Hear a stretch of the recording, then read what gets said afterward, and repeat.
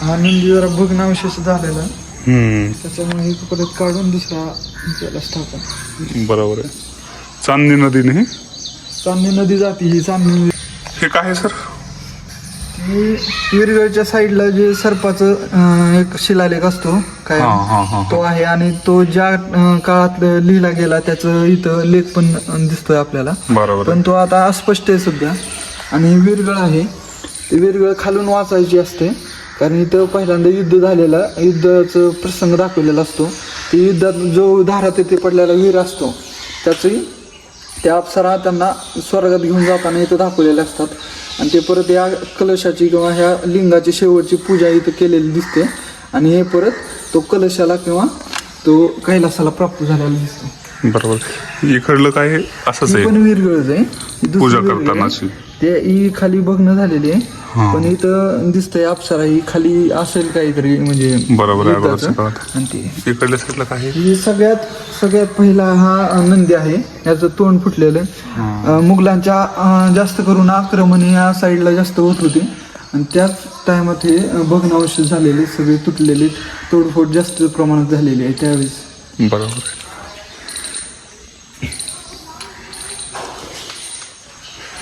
त्याच्यानंतर हा नंदी ठेवलेला त्यांनी.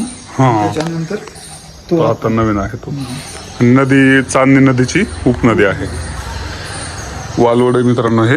आणि आज आपण जाधवर पाटलांचं जी गडी आहे ती पाहण्यासाठी आलो असता या गावामध्ये आपल्याला हे एक सुंदर पद्धतीचं आतून हेमाडपंथी असणारं मंदिर पाहायला मिळालं. मित्रांनो हे समोर जे तुम्हाला दिसतंय हे महादेव मंदिर आहे आणि संपूर्ण हेमाडपंथी मंदिर आहे. त्यासोबतच या ठिकाणी आपल्याला एक पुराण पुरुषांचे जे की मूळ पुरुष आहेत जाधवर फॅमिलीचे त्यांची आपल्याला समाधी पाहायला मिळते. पाहू शकता दगडाची रचना वगैरे जर पाहिले आपण ते एकदम क्लास लेवलला बनवलेले आहे. जुन्या काळातील समाधी अखंड समाधी. तर जुन्या काळातील ज्या काही समाधीचं स्ट्रक्चर होतं ते पाहू शकता. दगड वगैरे किती मोठाले लावलेले आहेत या ठिकाणी. आणि जाधवर पाटील तर हे जाधवर पाटील जे आहेत त्यांची समाधी कधीची आहे हे आता आपण पाहणार आहोत. तर तत्पूर्वी आपण हे जे जाधवर पाटील यांचे वंशज आहेत त्यांच्याशी थोडीशी चर्चा करूयात. कोणाची आहे सर ही? तरी सोनजीराजे जाधवर यांची समाधी दिसते. सोनजीराजे जाधवर पाटील. तर अच्छा, सोनजी राजे म्हणजे इथं काय त्यांचं हिस्ट्री जसं म्हणजे मोठा वाडा किल्ला सदृश गडी आहे इथं. अच्छा पण आपल्याला दाखवायचे परत. तर इथं त्यांची समाधीवर त्यांची वंशावळ सगळे दाखवलेली आहे. त्यांचे वडील आणि त्यांचे आजोबा हां ते कधी त्यांचं निधन झालं ते पण सगळे इथं दाखवलेलं आहे. इथं सगळं दाखवलेलं. एक मिनिट. तर पाहू शकता मित्रांनो एकदम इतकं जुनं आहे की आज हे सगळं अस्पष्ट पद्धतीनं दिसतंय आपल्याला नाही असं दिसत नाही परंतु खूप अस्पष्ट आहे. तर आता एक त्यांच्याकडे टेक्निक आहे जी दाखवण्यासाठी वापरतात. कशी बघायची सर आपण ही? तर इथं थोडं माती जरी टाकली का तर ह्या स्पष्ट जरा आपल्याला दिसून येईल कारण ते आतमध्ये कोरलेली दगड आहेत कारण वरी नाही त्याच्यामुळे ते मातीवर जरा थोडं आपल्याला दिसेल. खूप भारी. म्हणजे आपल्याला जर समजा अशा पद्धतीनं नाव पुसलेले असतील बघायचे असतील तर तुम्ही अशा पद्धतीने बघू शकता जेणेकरून तुम्हाला स्पष्टता जास्त येईल. तर सर आपल्याला इथं दिसून येतं क्या बात आहे. कसलं क्लिअर उमटल आहे बघा मित्रांनो. जे अस्पष्ट होतं ते आता एकदम संपूर्ण स्पष्ट पद्धतीने दिसायला लागलंय. तर इथं लिहिलेलं आहे सन 1225. इथं पौष मास. तिथं त्यांची तारीख त्या सालाची तारीख दिलेली आहे. इथं सोजाजी वा सकोजी बी न सोनजी पा जाधवर असं या लेखाचं वाचन असं आहे. त्याचा अर्थ सन 1225 पौष मास या काळी सोजाजी वा म्हणजे जे फसली शब्द आहे वालद किंवा त्यांचे वडील तो शब्द आहे. आणि तो सकोजी त्यांचे बिन याचा अर्थ त्यांचा मुलगा सोनजी असं म्हणजे वंशावळ दिलेलं आहे डायरेक्ट ह्या दगडावरच समाधीवरच लिहिलेलं आहे सगळं. आणि पा जाधवर म्हणजे पाटील जाधवर त्या काळी त्या समाधीवर पाटील जाधवर असं कोरलेलं आहे. आणि ह्या समाधीचा म्हणजे जे होते ते खूप इथले मोठे जागीरदार किंवा मोठे सरदार राजे होते त्यांची समाधी इथे लक्षात येते. एखादं मोठं युद्ध झालं असेल आणि त्या युद्धातच मोठा वीरमरण पत्करला असेल त्यांनी, त्याच्यामुळे एवढी मोठी समाधी तिथं आपल्याला पाहायला भेटते. अशी एवढी मोठ्या लेंथची समाधी आपल्याला बऱ्याच ठिकाणी पाहायला भेटत नाही, खूप दुर्मिळ अशा समाधी आहेत ह्या, त्याच्यामुळे ही खूप महत्त्वाची समाधी आपल्यासाठी. बरं, थँक्यू सो मच सर माहितीसाठी. आणि मित्रांनो, जाधवर हे वंजारी समाजातून बिलॉंग करतात आणि ते या गावचे पाटील आहेत. तर पाटील ही पदवी गावच्या प्रमुखाला, आणि त्यातले त्यात महत्त्वाचं म्हणजे एखाद्या राजाच्या रक्षणार्थ जर आपण कर्तबगारी केलेली असेल तर त्या काळामध्ये तशा पद्धतीनं जहागिऱ्या भेटत असायच्या. तर ही जहागिरी सोलापूर जिल्ह्यातील बार्शी तालुक्यातील वालवड या गावामध्ये जाधवर पाटलांना, जे की कोण म्हणले सर, सोनजी जाधवर पाटलांना मिळालेले आहे. तर इतिहास असेल त्यांच्या वडील किंवा त्यांचे, हां, त्या अगोदरपासूनचा त्यांचं असणार आहे. ते समाधीचा जो किल्ला आहे तो शिवकाळात बांधला असेल असं मी त्या किल्ल्यावरून लक्षात येते, कारण खूप बुरुजा त्या किल्ल्यात आहेत किंवा खंदक आहेत, परत भुयार आहेत त्या किल्ल्यात दिसून येतात आपल्याला. आतापासून ते शिवकालीन किल्ला आहे. त्याच्या आधी जो दुसरा किल्ला होता तो आता भग्नावशेष झालाय, त्याचं फक्त पांढरी माती फक्त राहिलेली. अच्छा, 2 होते या ठिकाणी? हो, 2 किल्ले होते. तो यादव काळातला असेल असं लक्षात येते, कारण तो खूप जुना आहे. तिथं मोठमोठे दगड अजून सुद्धा दिसतात. लक्षात येते 1296 मध्ये जेव्हा अल्लाउद्दीन खिलजी आणि आपले रामचंद्र देवराय यांच्यासोबत जो देवगिरीच्या किल्ल्यावर जो युद्ध झालं, त्यात सुद्धा आपले सैनिक इथून गेलेले दिसून येतात किंवा तसे सगळे लोक सांगतात. आणि 1225 किंवा यादव काळापासून आपल्या गावाचा इतिहास दिसून येतो इथं. क्या बात आहे, थँक्यू सो मच सर.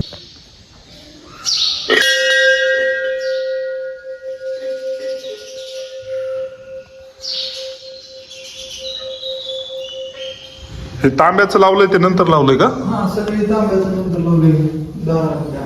अच्छा, हे सगळे हेमाडपंथी मंदिर आहे. अच्छा, जुनच आहे, फक्त विषय असा झालाय की कलरिंग वगैरे आता केलंय म्हणायचं. हे सगळे कलर हे 2-4 वर्षाखाली केले. मित्रांनो, हे हेमाडपंथी मंदिर आहे आणि हे आपण आज वालवड या गावात आलो. तालुका कोणता सर आपल्याला? बार्शी, जिल्हा सोलापूर या ठिकाणी आलेलो होतो. जाधवर साहेबांनी आपल्याला इन्व्हाइट केलं होतं त्यांचं मंदिर पाहण्यासाठी. त्यांची गडी आहे, ते पाटील आहेत आणि त्यासाठी आज आपण या ठिकाणी आलेलो आहोत.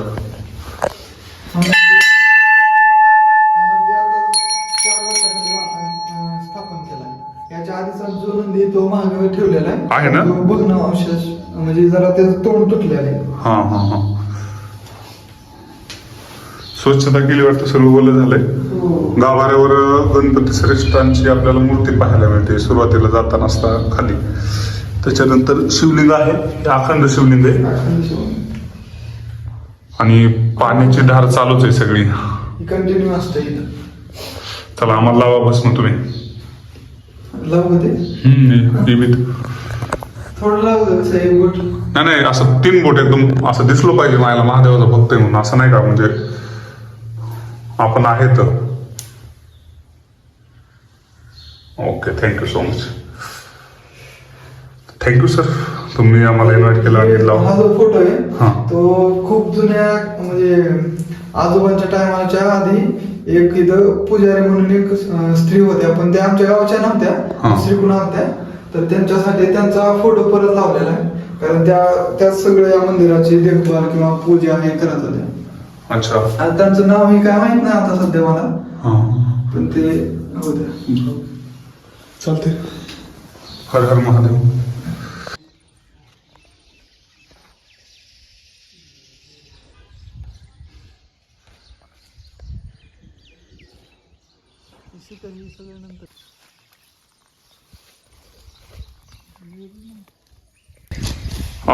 तुम्हाला तुमच्या पूर्वजांबद्दल काही माहिती आहे का? म्हणजे त्यांनी लढाई वगैरे कधी केली होती का? ही जी समाधी आहे त्यांच्याकडे किती जमीन असायची किंवा त्यांच्याकडे काय असं किल्ला वगैरे होता का, असं काही माहिती का तुम्हाला? किल्ला आहे गावात. एक होता का 2 होते तुमच्या? एक किल्ला आहे, आता पण आहे.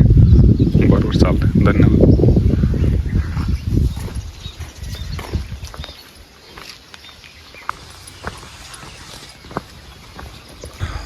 पाटील, हे जे शेत आहे या शेताला आपल्याला सगळीकडून झाडांची एक तटबंदी दिसायली या टोटल. आता बांधासारखंच आहे हे सगळं आणि हे आतमध्ये जे आहे हे गुच्छ दिसायला लागलाय संपूर्ण झाडांचा. हे नेमकं काय विषय आहे?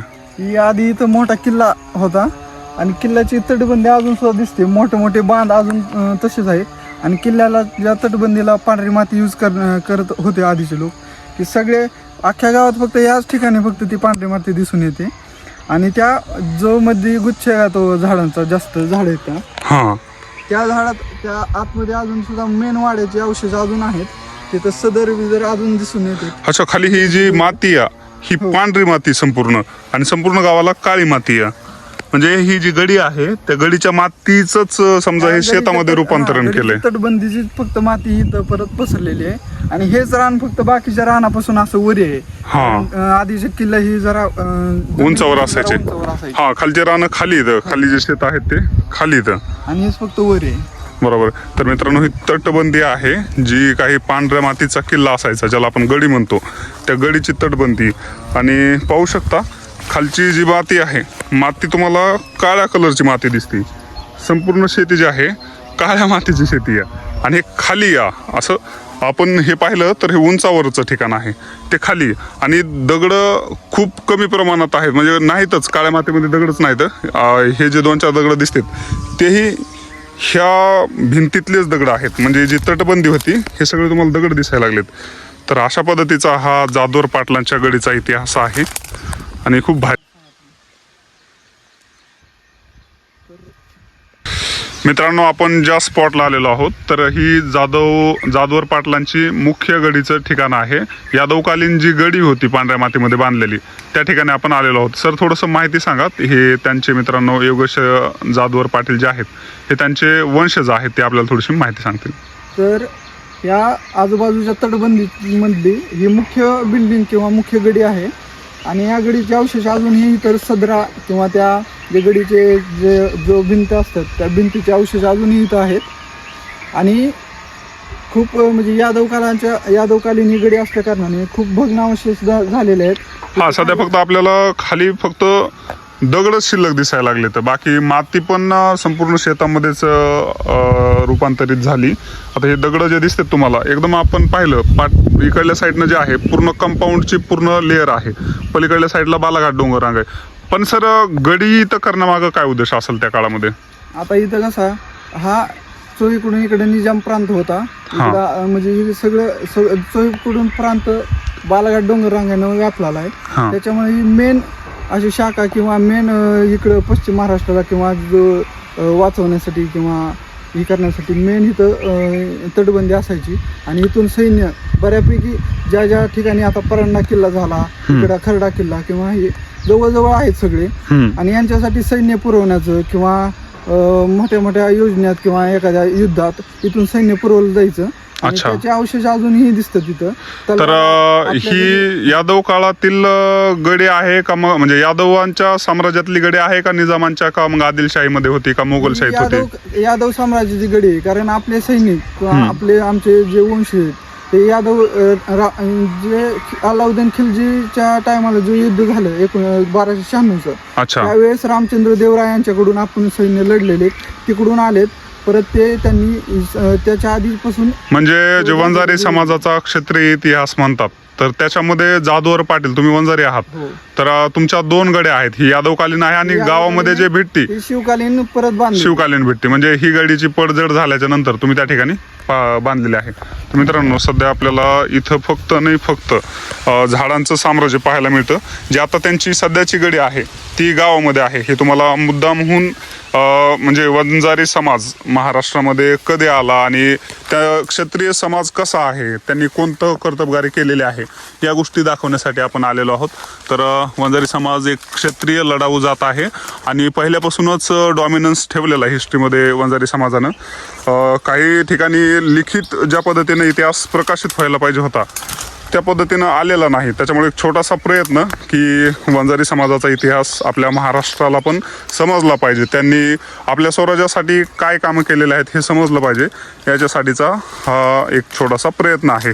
तर हे पाहू शकता, या गडीवर आज फक्त दगडांचं साम्राज्य आहे आणि फक्त एक इतिहासाची आवड म्हणून आपण या ठिकाणी आलेलो आहोत. एवढ्या झाडीमध्ये, पावसाळ्यामध्ये, एवढ्या दगडांमध्ये फिरण्याचं मेन तेच रिझन आहे की आपला इतिहास जर आपल्याला माहीत असेल तर आपण इतिहास रचू शकतो, घडवू शकतो. आपल्यातील एक ज्वलंत जो काही क्षत्रियपणा आहे तो प्रज्वलित या गोष्टींमुळेच होतो, कारण की आपला इतिहास आपल्याला माहीत असेल तरच आपण स्वाभिमानानं सुद्धा जगू शकतो. तर यादवकालीन ही गडे आहे. रामचंद्र यादवांपासूनचे जे काही दाखले आहेत इतिहासाचे ते आपल्याला पाहायला मिळतात. जसे की आपण अगोदरच्या पार्श्वभूमीमध्ये पाहिलेलं आहे की सोनजी जाधव जे आहेत त्यांची समाधी आहे. त्याच्यानंतर ही यादवकालीन गडी आहे, म्हणजे यादवकालीनच समाधी पण आहे 800-1000 वर्षापूर्वीची, हेमाडपंथी मंदिराच्या समोर आहे, महादेव मंदिराच्या. तर हे जाधवराव पाटील जे आहेत मित्रांनो, जाधव पाटील हे वंजारी समाजातून बिलॉंग करतात. आणखी काय सांगता येईल सर तुम्हाला गडीबद्दल? आता सध्या तर ही गडी खूप बघण्याविशेष झालेली आहे. चालतं, मग आपण जाऊयात आपल्या मेन गडीकडं जी की सध्या अस्तित्वात आहे. ती गडी दाखवू आता सध्या. तर मित्रांनो, पाटील आहेत योगेश पाटील आणि त्यांच्यामुळं आज आपण सोलापूर जिल्ह्यातील बार्शी तालुक्यातील वालवड या गावी आलो. आमचं जवळपास 3-4 महिन्यापासूनचं प्लॅनिंग आहे. एकदम एका रात्रीतून उठून इथं येणं असं झालेलं नाही. तर या जंगलातून जायचे सर, चला पुढं. आपल्याला तिकडून जावं लागेल कारण इकडून वाट नाही सध्या. असं आहे का? आपण जायचा ते इतिहास दाखवायला, लोक आपला इतिहास बघतील पुन्हा. मग आला पाटलाचं पोरग होतं. ही तटबंदी मित्रांनो, आणि इथं सगळं जंगल झालंय. सीताफळी वगैरे आले तर खतरनाक आहे ना एकदम. जवळजवळ 10-20 फूट असेल. मी झाडातच अडकलो संपूर्ण.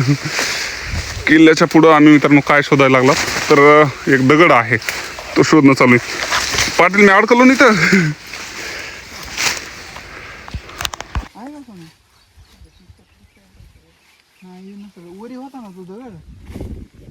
तेवढं खाली नाही ते. हा,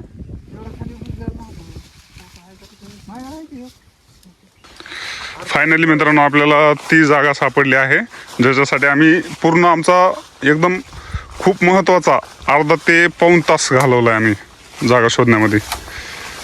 आणि फायनली आपण त्या ठिकाणी पोहोचलेलो आहोत. किती उंच आहे बघा ते, आणि आपण किती खाली शोधायला लागलो. तिकडे महाग शोधत होतो आपण. तर मित्रांनो, ही जी गडी आहे ती बनवण्यासाठी ज्या सगळ्यात मोठ्या अवजाराचा वापर केला जायचा ते आपल्याला आता सापडलेलं आहे. खूप तिथं आता दाट झाडी झालेली आहे. तर पाहू शकता, सापळी चुकाडा नसेल पाहिजे फक्त. नसेल काय? हां राईट. तर हे ते आहे मित्रांनो जे आपण इतक्या वेळ झालं शोधत होतो. जे चुन्याचा घाणा आहे, जे की 5-6 बैल हाले वगैरे अशा गोष्टी लावून ज्याच्यावरती चुना बनवला जायचा. तर ती ही जागा आहे आणि तो घाणा आहे. हा पाहू शकता, एक अखंड दगड आहे. दगडाला इकडं खोल हे पहिलंच आहे ना का आता पडलंय? तर हे त्या पद्धतीनं कोरलेलं आहे. ह्याच्यामध्ये काय त्या पद्धतीचे ॲक्सेसरीज असतील जे असं गोल फिरवल्या जात असेल. बरोबर आहे पाटील? आतमध्ये पण पोकळ आहे ते दगड. हा, आता नेमकं ते कशामुळे काय लक्षात नाही, कारण हे आतमधलं बोळ हे याच्या म्हणजे आरपार बोळ आहे हे. हा, आणि या आतमध्ये दगड हा पोकरला आहे आतमध्ये गोल आणि व्यवस्थित एकदम. काय आता नेमकं ही कशामुळे असेल, कोण म्हणते दगडाच्या चुन्यासाठी, किंवा कोण म्हणते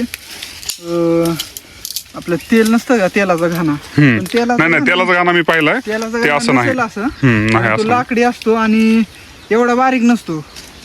बरोबर आहे मित्रांनो. क्षत्रिय वंजारी समाज आणि वंजारी समाजाचं स्वराज्यासाठीचं जे योगदान आहे या गोष्टी पाहत असताना आपल्याला एक पाहायला मिळालं ते म्हणजे जाधवर पाटलांच्या जे बांधावर मूर्ती पाहायला मिळाली ते हनुमंतरायांची, आणि ते पण कमरेपासून खाली आहे, म्हणजे अर्धीच मूर्ती. कारण की ज्या ठिकाणी निजाम, आदिलशाही, मुघलशाही या लोकांचे जास्त आक्रमण त्या बालाघाट डोंगररांगाच्या पलीकडे निजाम होते. असंच का सर? हो हो, इकडे निजामाचं प्रांत चालू होते लगेच आता, आणि त्याच्यामुळं इथं जास्त आक्रमण होत असायचे. आक्रमण होत होते इथं. तर त्याच्यामुळं इथं आपल्याला ही मूर्ती जी आहे ही भग्न अवस्थेत सगळं पाहायला भग्नावशेष झालेले मिळत आहे. बाकीचे पण सगळं बघणं दिसतंय आता सध्या आतमध्ये. आणि ही एक मूर्ती आणि तो गोल दगड एक हा तो घाणा सध्या आता ज्या एक स्ट्रॉंग आपल्याला गोष्टी होत्या दिसतोय. त्या दोन गोष्टी आपल्याला यादवकालीन शिल्लक पाहायला मिळत आहेत. Thank you so much sir.